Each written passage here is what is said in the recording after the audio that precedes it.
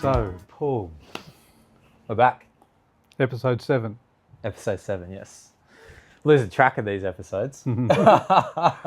Patterns we inherit. And how to break them. Yes. And in keeping with that identity concept we were talking about in the previous podcast, break is a harsh word, right? It's how to flow into my uplift, into flowing into my next level of identity. Yeah. How do I amplify my personal power? Yeah? Yeah. We are what we repeatedly do, and often that's linked to some sort of pattern. Yeah. Yeah. Yeah. I have a very cyclical pattern where I keep building up and then dropping back down and then building back up. As long as a couple of runs higher, I'm happy. There's a bit of self-forgiveness of falling off at times. And so my personal journey, I probably need to recognize the pattern a little bit sooner before the drop-off. Just have a moment of just maybe calmness and reflection and just that's an interesting question, because you probably see it a lot too, where, people aren't very comfortable at hitting a plateau. Sometimes it's sort of needed. You'd rather the plateau than the drop, yeah? Yeah. And so you stay in your zone of comfort, right? Yeah. And which is a pattern of comfort. It keeps you safe. Yeah. But let's go right into patterns at the almost at the neural pathway level, right? So we speak out loud 150 words a minute, average pattern of speech. We process information at 1,000 words in our head, and that's always there. When we're consciously awake, when we're awake, that 1,000 words a minute is spinning. Most of us don't track the 1,000 words. It's just subconscious imprinting, right? But let's talk about why is that relevant to identity. What we think over a consistent period of time, the thought, whatever that recurring pattern is, for some people it'll be positive, nurturing, self-reassuring. For others it'll be negative, fear-based, self-limiting, right? Or some version in between that continuum. Whatever we think about on a regular, recurring, consistent basis, even if it's occurring at a subconscious level and we're not really tracking it, it's having an energetic impact, right? So thoughts over extended period of time, repetitive thoughts, become beliefs. Yeah. As we practice and double down on those beliefs, by our recurring behavior, if you like, it becomes our character. Yeah? And as we hold consistently to, and character can be good, bad, positive, negative, depending on the underlying pattern of thinking, which led to the beliefs, which led to the reinforcement of repetitive beliefs, which led to the establishment of this character-based way of showing up. Eventually, character becomes our identity, and as we hold that identity longer and longer and longer, eventually it becomes your destiny. Yeah, and across the journey of your decades of life, it's not, I don't know how I ended up here. We've just described one of the causal pathways. Thoughts rehearsed consistently enough to beliefs, which create habits, which then recurring become character, which then recurring become destiny and outcome, who you are, your identity. Yeah. And that's when people ask me what I do, and I say I'm a mindset coach, and they go, that's interesting, mindset. And I say, well, and they said, well, describe that. And I said, well, mindset is just the conversation you're having with yourself. It's when you're in the dialogue. Yes. It's something so simple as that. So recognizing that first is the first step. What is the dialogue I'm having with myself? So what you said, that pattern becomes behavioral, becomes a character, and that's leads to your destiny, because you are, going back to the first thing I said, but the first step is you are what you think. You do, and then what you repeatedly do is the outcome of who you are. Yeah. Right. So if you want to fix these things first, you have to be aware of what that internal dialogue is. So some of those 1,000 words that are going through, you need to say, is it positive or negative? Is it helping you as a person? Is it detracting as a person? And my process is, if we can work on that in a dialogue, then we create a better mindset, puts us in a better position to start working on these things. But also from a pattern recognition is recognizing these things as well, being open to recognize. Yes, and again, we're going back to origin stories here, right? We can talk about a concept called fix an old pattern, but even more inspiring, we can step into a process called transform an identity, right? And so where does identity start? We talked about those neural pathways, but also family of origin. Yeah, so the circumstances that a young child grows up in can in a significant way predetermine their pattern of thinking through youth and adolescent the life journeys. And, you know, just a very powerful way of I hope, making that obvious to people, right? When you talk to siblings, so you know, I don't know, let's have a family of 6. Yes. And if they're in a traditional nuclear family pattern, you know, traditionally there would have been probably a mum, a dad, and 4 siblings. The reality is, none of those siblings had the same parents. Now that sounds like a bit of a word game, but what I'm really referencing is, at different ages, you know, one sibling was born when their parents were in their 20s. The next sibling came along, by then the parents are mid-30s. The next sibling comes along, the parents are closer to 40. The final sibling arrives, mum and dad are almost into their 40s. Yeah. So the mental models of those parents across those different age times of when they're having these kids, the life circumstances, their financial realities, the stresses that were there or were not there, they're all variable across that period of time that the siblings are being born. They were parented differently. Exactly, they had different, and yeah. So then we get to this next question. Well, what parts of that patterning were useful for me? And now as an adult, I'm reflecting back on you know, why am I so different to my brothers and sisters? Might be one reflection, or why is one of the siblings excelling but the other one feels like the black sheep? Often it's the imprinting, the family of origin conditioning, and or the other people in their ecosystem. Yeah. What types of you know, teachers, family influences, who were the positives, who were the negatives, and how now as an adult do we accept that was the reality then, but it doesn't need to define who I am now. Now, yeah. And how do I make that shift? Hence, shift on purpose. Yes. Yeah. Yeah. So how do we do that, Peter? Well. The first part is forgiveness. Yeah. So it's not. Just on that point. Self-forgiveness is the biggest gift we have. Yeah. Okay. Because if we're in a position where we feel blame and guilt and regret, we're never going to have the energy capable enough to make a shift. Yes. Okay. So self-forgiveness is the best gift we have.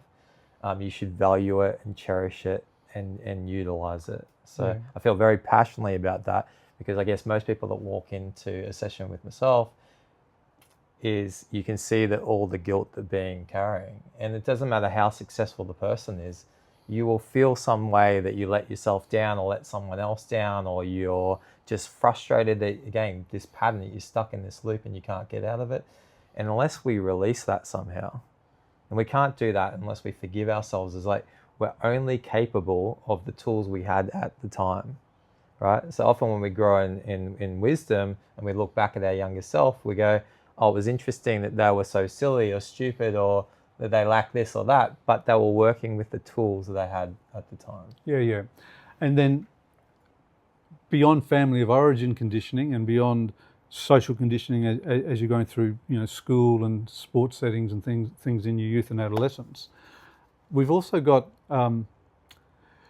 just core irrational beliefs, and you know, in our work and across all the different workplace organisations we go in and out of, working with teams of people and coaching, mentoring, leadership, or individual sessions even as well, we see that traditionally there's about 10 core irrational beliefs that someone living in a modern Western industrialised society, trying to hold down a full-time work role and or raise a family, probably fall into some of these irrational beliefs without even being consciously aware of it, hence the word irrational. We're not choosing it, we're just living it by default. And all 10 of them probably apply to most of us at a low level anyway, right? Because that's how we've socially constructed the agreed reality of the modern world.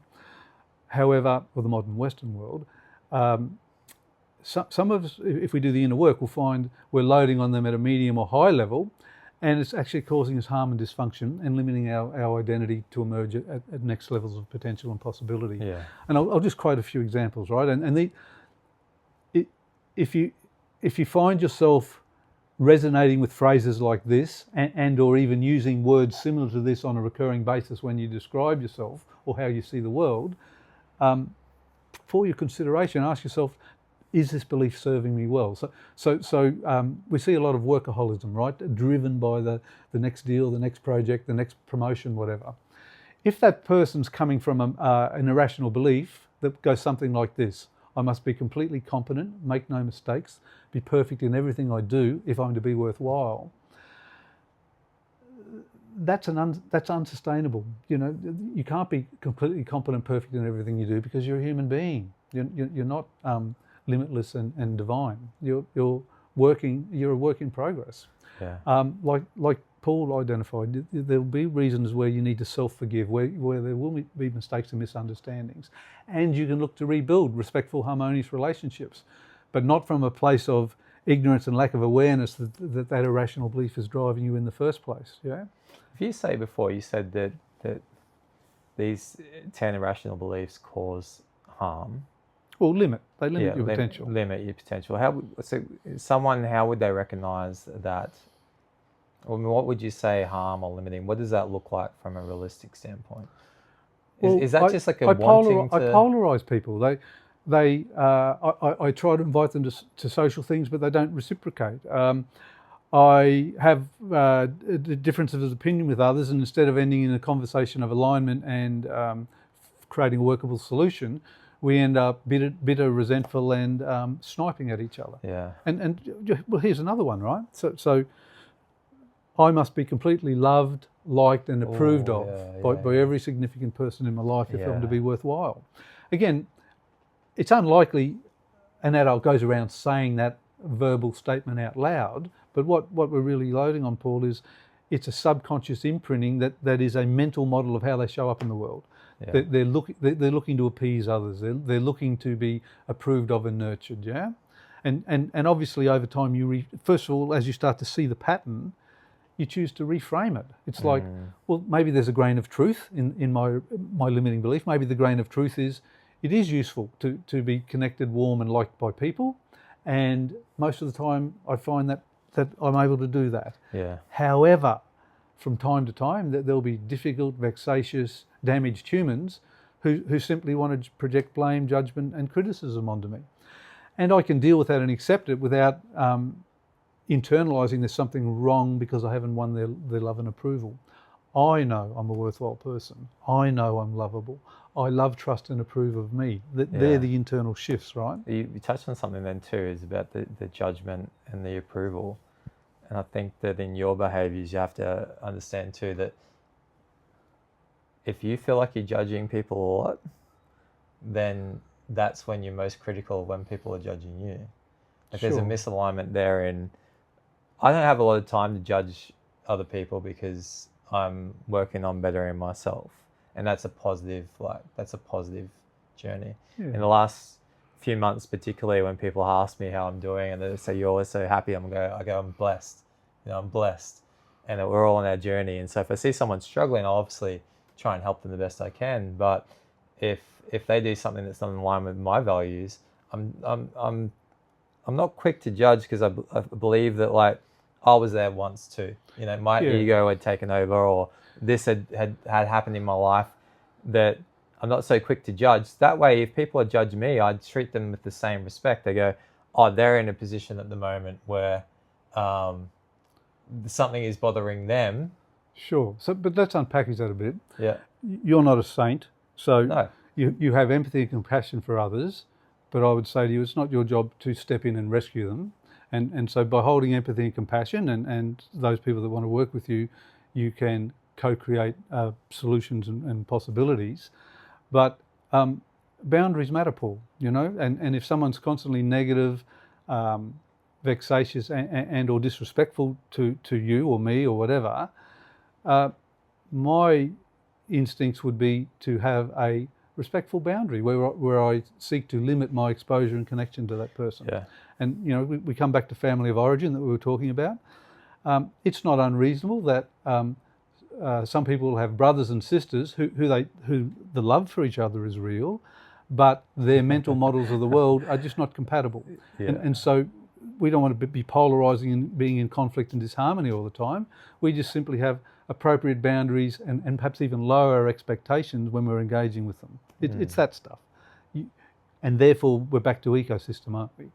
If your ecosystem keeps asking you to shift gears downwards to normalise to whatever the lowest common denominator of people around you, fears and limiting beliefs are, you can respectfully decline to do that and consciously choose to reinvest in the wheel of your life, which we were talking about last podcast, and the spokes that matter, to nurture your spirit and others by building an ecosystem that's more aligned with your emerging beliefs. Yeah. So you touched on something just then about boundaries. I think is really important to delve into, because I see it in the pattern recognition I'm seeing in my clients, my friends, and then because it's a self-reflection, if someone's telling me this, that I see them struggling in their life, I'm also applying it to how am I doing this in mine. But go deeper. What about the people who are successful and thriving and win a gold medal at the Olympics? Can't they be motivating uplifters? It doesn't have to be a deficit model. I'm just saying about I just wanted to talk about boundaries for a second, because one thing I'm saying is you set a boundary, so you know what you will accept and you won't accept, and the person pushes past the boundary. Yeah. And so it's okay to have the boundary, but it's like, what comes next if they push past a boundary? What I'm saying is almost that a lot of us just kick the can down the road, meaning that we move the goalpost to accommodate the behavior, so the boundary changes. Right. Okay. And so that's somewhat dysfunctional long term, isn't it? It is. But I'm seeing it as, particularly in the last few months, I am seeing this a lot. Is why I want to take this little sidetrack and just delve into this a bit, because it's one thing to have the boundary, it's the other thing to enforce it. Sure. Okay. And so we don't need to breaking that pattern. So don't betray yourself. Keep your word to yourself. Yeah, I think that's a lot. It's for a lot of people that's easier said than done. I would say that the part of that is, if you're kicking the can down the road and you're shifting the boundary out to accommodate the other person, and then you're finding that in the short term that is uplifting because they're bringing you attention or love or whatever it might be, and that might be linked to some childhood pattern. If you fall back into the loop where you're feeling crap because they've overstepped the boundary again, at some point you have to keep track of how many times you've kicked the boundary down the road and say enough is enough. And is to my point. It seems to me you're talking about a psychological principle called secondary gain, right? So there are people in your life, mine, whatever, who benefit from us staying small and being the identity they demand we be. And the secondary gain is that they get some compensatory benefit from that, right? Yeah. But there's no rule of the universe that says your identity has to be defined by the core group of people around you. There's a psychological reality to it, meaning your identity and behaviour is likely to be reflective of the 5 people you spend most time with. So choose those circles widely and hold yourself accountable for your boundaries. And I'd have a growth model about it, not I've failed on my boundary again or I've reneged on myself. No. I would start to look for what are the positive motivational beliefs with people going through successful change and transformation. Yeah. And again, we said there's 10 core irrational beliefs.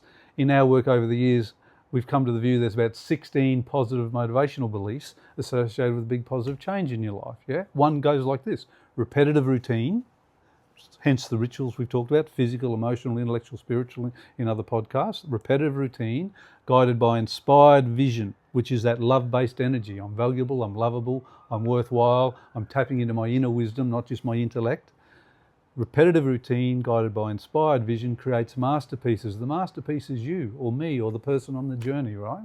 That enormous unlimited potential that is no longer being defined by other people with their fears and vulnerabilities projected onto you, because we've created some boundaries. Yeah, I think that the issue while we're kicking the boundary down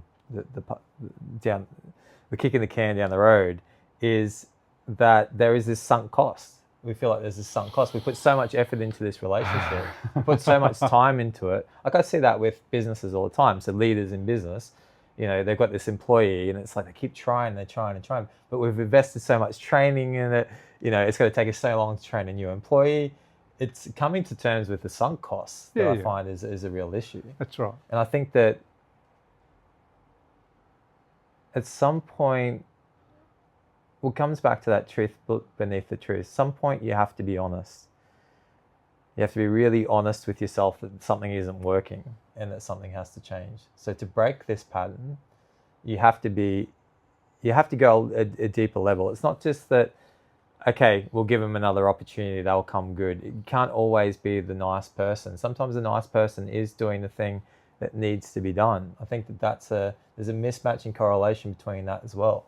Sure. Where society says, well, especially now, like, we have to do so much for others because someone might be more disadvantaged than us, or not have the opportunities that we had, not have the childhood that we had, the upbringing. You can't be of service to others from an empty vessel, Paul. You need to nurture your spirit and step into your potential, and through vibrational encouragement, invite others to uplift as well. Yeah. Yeah. And if team members can't be coached into a transformation to uplift, we lovingly release them. It's not a rejection of the human. It's the fit and alignment isn't here, and it's okay, right? Yeah, but touching on that, lovingly release them. Sure. You can do these things with love. Love is a much more positive emotion than there's disgust or hate or frustration or fed up. It's just doing it lovingly. Wish them well, and stay more positive and tracking to your journey. And so again, if people want more concrete examples of what this look like in real time with real tools in real business settings, or even family dynamic settings, for that, because it's all interconnected. Do this well at work, it'll transfer into home. Do this well at home, it'll transfer into work. Have a look at the resources on the website, www.peterdoorcoaching.com. And next conversation, a fortnight's time, the body's intelligence, decision-making, intuition, and love-based leadership again. Yeah, this is going to be a good one. It's going to be a good one. Now, you set boundaries, would you? I'll try. Of course. Thank you. Thank you.